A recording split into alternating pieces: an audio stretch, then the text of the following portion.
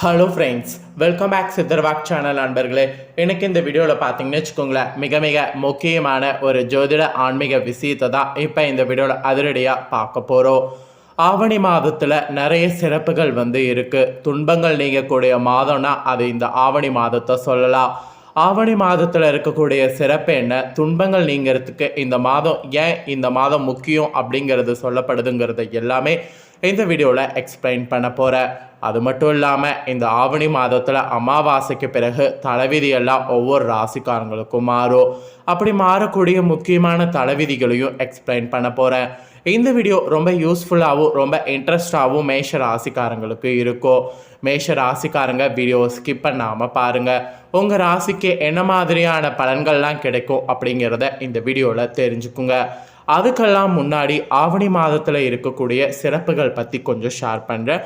சிறப்புகள் என்னங்கிறத தெரிஞ்சுக்குங்க. ஆடி மாதம் போய் ஆவணி மாதம் வந்தால் 1000 நன்மைகள் தேடி வரும் என்று சொல்வாங்க.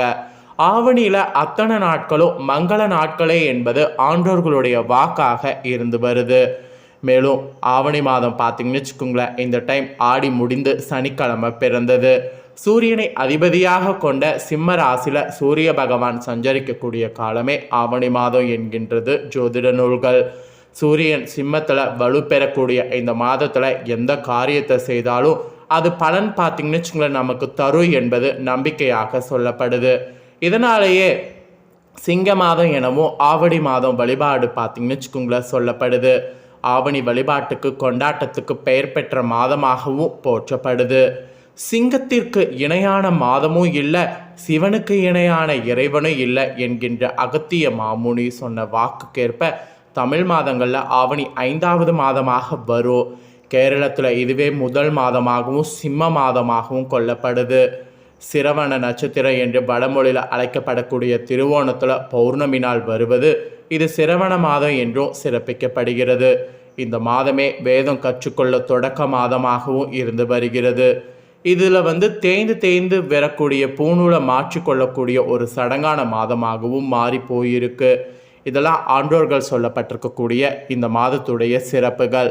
இம்மாதத்தில் சாதுரியமஷ என்று சொல்லப்படக்கூடிய வழிபாடுகள் முக்கியமானவை என்று போற்றப்படுது. பார்க்கடல அசுர்களும் தேவர்களும் இணைந்து கடைய அழுத்தம் தராத வசுகை பாம்பு ஆழக்கால எனக்கூடிய கொடிய நெஞ்ச கக்கி விடுகிறது.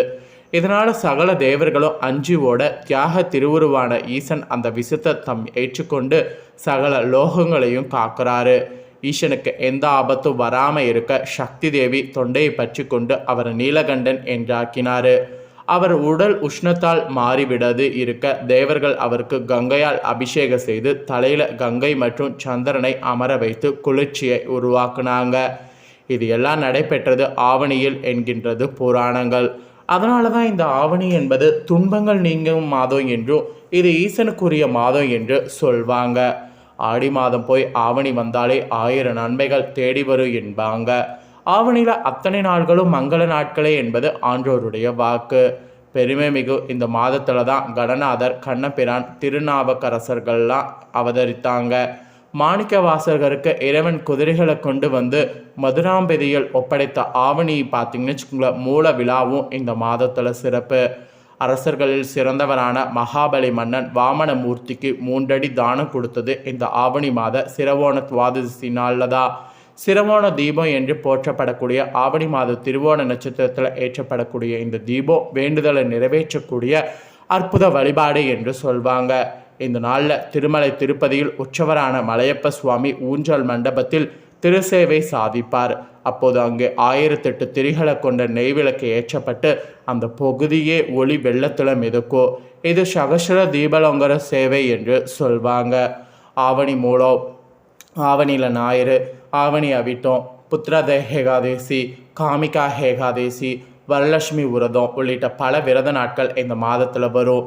மேலும் ஆவணி மாதம் செவ்வாய், வெள்ளி மற்றும் சனிக்கிழமைகளில் விரதம் முக்கியத்துவம் வாய்ந்த நாட்கள் என்று சொல்கிறாங்க. புதிதாக திருமணமான பெண்கள் மாங்கல்யம் பெற ஆவணி மாதம் செவ்வாய் மற்றும் வெள்ளிக்கிழமையில் மங்களகௌரி விரதமும் அனுஷ்டிப்பாங்க. அதேபோல் ஆண்களும் தங்கள் விருப்பங்கள் நிறைவேற ஆவணி சனிக்கிழமைகளில் பெருமாளுக்கான நோன்பை கடைபிடிப்பாங்க. ஆவணி சோமவார விரதமும் முக்கியமானது. ஆவணி மாதம் சிவபெருமான வழிபடுவதற்கு ஏற்ற மாதம் என்பதால் திங்களும் வியாழம் சைவவர்களுக்கு இன்றியமையாத நாள்களாகும். ஆவணி மாத ஞாயிற்றுக்கிழமை சூரிய வழிபாட்டுக்கு ஏற்ற நாள். அதே போல் அன்றிலிருந்து சூரிய நமஸ்கார வழிபாட்டை தொடர்வது நல்லது. விழாக்களும் விரதங்களும் மட்டும் இல்லாமல் இந்த மாதத்தில் பல ஆன்றோர்கள் அடியார்களும் தோன்றி இருக்கிறாங்க. இளையன்குடி மாற நாயனார், குலச்சேரை நாயனார், திருநீலகண்ட நாயனார், அதிபத்த நாயனார் போன்றவருடைய குரு பூஜை வருவதும் இந்த மாதத்தில் தான். சூரிய நமஸ்கார யோக பயிற்சிகள், வேதம் பயில என ஆன்மீக சிறப்பு வகுப்புகள் செல்ல ஏற்ற மாதம் ஆவணி. இந்த மாதத்தில் புதுமனை புகுந்தால் அந்த வீட்டில் சிறப்பான வாழ்க்கை அமையும். இந்த மாதத்தில் திருமணம் செய்தால் வாழ்க்கை இன்பமாக அமையும் என்பதெல்லாம் நம்பிக்கை. அநேக தீமைகள் ஒழிந்து மங்களங்கள் வாழக்கூடிய இந்த மாதம் நம்பிக்கைக்கும் நன்மைகளுக்கும் ஏற்ற மாதம் என்று பெரியவர்களால் சொல்லப்படுகிறது. எனவே இந்த மாதத்தில் இறைவனை வழிபட்டு இன்பமுற்று வாழணுங்கிறது தான் அனைவருடைய கூற்று. இவ்வளவு சிறப்புமிக்க இந்த ஆவணி மாதத்தில் ஆவணி அமாவாசையும் ரொம்ப ஒரு சிறப்பான தினம். இந்த ஆவணி அமாவாசையில் ஒவ்வொரு ராசிக்காரங்களுக்கும் தலையெழுத்து மாறும். அப்படி மாறக்கூடிய தலையெழுத்தை இன்றைக்கி இந்த வீடியோவில் யாருக்கு பார்க்க போகிறோன்னா மேஷ ராசிக்காரங்களுக்கு பார்க்க போகிறோம். மேஷ ராசிக்காரங்க உங்கள் ராசிக்கு என்ன மாதிரியான பலன் கிடைக்கும் அப்படிங்கிறத தெளிவாக இந்த வீடியோவில் நோட் பண்ணிக்கோங்க. வாங்க செப்டம்பர் மாதம் உங்களுக்கு இந்த அமாவாசைக்கு பிறகு என்ன மாதிரியான விஷயங்கள் நடக்கும் அப்படிங்கிறத பார்க்கலாம். ஸோ மேஷ ராசியில் பிறந்தவங்களுக்கு புதன், சூரியன், சுக்கிரன் பயிற்சிகள் இந்த அமாவாசைக்கு பிறகு நடக்கும். இதில் புதன் பகவான் கடகத்திலையும் சிம்மத்திலையும் நகர இருக்கிறாரு. இதனால் மேஷ ராசியில் பிறந்தவங்களுக்கு இந்த அமாவாசைக்கு பிறகு எப்படிப்பட்ட பலன்கள் கிடைக்கும் என தெரிந்து கொள்வது ரொம்ப முக்கியம். ஸோ செப்டம்பர் மாதத்தில் 2ஆம் தேதி அமாவாசைக்கு பிறகு மேஷ ராசிக்காரங்களுக்கு தொழில் விஷயத்தில் விடாமுயற்சியோடு செயல்படணும்னு சொல்லப்பட்டிருக்கு. அதுக்கப்புறம் உங்களுடைய வேலையில் தாமதங்கள் ஏற்படும். எந்த வேலையிலையும் கவனமாக இருக்க வேண்டியது அவசியம். அலுவலக அரசியலிருந்து விலகி இருங்க, இல்லைனா அது உங்களுக்கு பெரிய ஆபத்தில் முடியும். அப்புறம் மேசராசிக்காரங்க கல்வி தொடர்பான விஷயத்தில் கூட கலவையான முடிவுகள் ஏற்பட வாய்ப்பு இருக்குது. இந்த டைம் ஏற்படக்கூடிய புதத்திய யோகத்தால் மாணவர்கள் நீங்கள் புத்திசாலித்தனமும் திறமையும் அதிகரிக்கிற மாதிரி இருக்கும். அதனால் கல்வி தொடர்பாக பார்த்தீங்கன்னு வச்சுக்கோங்களேன், நீங்கள் எடுக்கக்கூடிய முடிவுகள் சாதகமாக இருக்கும்னு நம்புங்க. அப்புறம் குடும்ப வாழ்க்கை கூட மகிழ்ச்சி நிறைந்து இருக்கும். தாயுடைய ஆரோக்கியத்தில் மட்டும் கவனமாக இருக்க வேண்டியது அவசியம். உணவு விஷயத்தில் கவனம் தேவை. உங்களுடைய குடும்ப பொறுப்புகள் நிறைவேறுவதில் சிக்கல்கள் சந்திக்க வாய்ப்பு இருக்குது. அதனால் குடும்ப பொறுப்புகள் நிறைவேறுவதில் மட்டும் கொஞ்சம் கவனமாக இருக்க வேண்டும். அப்புறம் இந்த அமாவாசைக்கு பிறகு உங்கள் துணையோடு கருத்து வேறுபாடு நீங்கும். நெருக்கம் உங்களுக்குள்ள அதிகரிக்கும். எந்த விஷயத்தையும் வெளிப்படையாக பேசினீங்கன்னா அதை தீர்த்து கொள்வது நல்லது. இல்லைனா கண்டிப்பாக அது உங்களுக்கு பயங்கர ரிஸ்க் ஆயிரும். அப்புறம் நிதிநிலையில் மேசராசிக்காரங்க உங்களுக்கு பொருளாதார ரீதியாக சாதகமான பலன்கள் பெறலாம். உங்களுடைய வருமானமானது அதிகரிக்கும். செலவுகளை கட்டுக்குள் வைக்க வேண்டியது அவசியம். குடும்ப தேவைகளை நிறைவேற்ற கண்டிப்பாக முயற்சி பண்ணிங்கன்னா முடியும். உங்களுடைய உடல் நலனில் கூட சில சவால்களை சந்திக்க வாய்ப்பு இருக்குது. அதே சமயம் உங்களுடைய மன உறுதி தைரியத்தால் சிறப்பாக செயல்பட முடியும். அதனால் மன உறுதியோடு தைரியத்தோடு செயல்பட வேண்டியது அவசியம். ஸோ இப்படி மேச ராசிக்காரங்களுக்கு இந்த ஆவணி அமாவாசைக்கு பிறகு செப்டம்பர் மாதம் இந்த மாதிரியான பலன்கள் கிடைக்கும் என்று உங்களுக்கான பலன்கள் ஆனது குறிப்பிடப்பட்டிருக்கு. குறிப்பிடப்பட்ட பலன்களை தெளிவாக இந்த வீடியோவில் ஷேர் பண்ணதை தெரிஞ்சிருப்பீங்க. ஸோ தெரிஞ்சதுக்கேற்ப நடந்துக்கோங்க.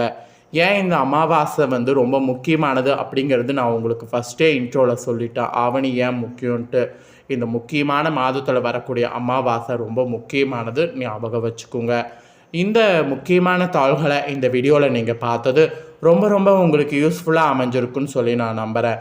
யூஸ்ஃபுல்லாக அமைஞ்சதுன்னா இந்த தாள்களுக்கு ஏற்ப நடந்து இனி வரக்கூடிய நாட்கள் பயனடைங்க. இந்த வீடியோவை இப்போ நீங்கள் பார்த்து முடிச்ச உடனே இதை லைக் பண்ணி உங்கள் ஃப்ரெண்ட்ஸ் ஃபேமிலிக்கு ஷேர் பண்ணுங்கள். உங்கள் ஃப்ரெண்ட்ஸ் ஃபேமிலியில் இருக்கிறவங்களும் வீடியோ பார்க்கட்டும். அவங்களோட ராசி மேச ராசியாக இருந்ததுன்னா இந்த தாள்களை தெரிஞ்சு இந்த தாள்களுக்கேற்ப நடந்து பலனடையட்டும். கண்டிப்பாக வீடியோ லைக் பண்ணி ஷேர் பண்ணுங்கள். உங்கள் ஃப்ரெண்ட்ஸ் ஃபேமிலி இருக்கவங்களும் பார்த்து பலனடையட்டும். மேலும் இதே போல் புதிய அப்டேட்டான நிறைய வீடியோ நம்ம சேனலில் போடப்படும். அதே எல்லாத்தையுமே உடனுக்குடனே தெரிந்து கொள்ள மறக்காமல் நம்ம சேனலை சப்ஸ்கிரைப் பண்ணுங்கள். கூட பெல் பண்ண ப்ரெஸ் பண்ணுங்கள். அதை நீங்கள் பண்ணிட்டீங்கன்னா இனி நான் போடுற மற்ற அப்டேட்டான எல்லா வீடியோஸும் உடனுக்குடனே தெரிந்து கொள்ளலாம். ஸோ ஃபஸ்ட் டைம் பார்க்குறவங்க, சப்ஸ்கிரைப் பண்ணாமல் இருக்கிறவங்க சப்ஸ்கிரைப் பண்ணி ஆல் அப்படிங்கிற ஆப்ஷனில் இருக்கக்கூடிய பெல் பண்ண ப்ரெஸ் பண்ணுங்கள். வேறொரு அப்டேட்டான தாள்களெல்லாம் நீங்கள் உடனுக்குடனே தெரிஞ்சு பயனடையலாம். ஸோ மறக்காமல் பண்ணுங்கள். வேறொரு வீடியோவில் சந்திக்கிறேன். நன்றி.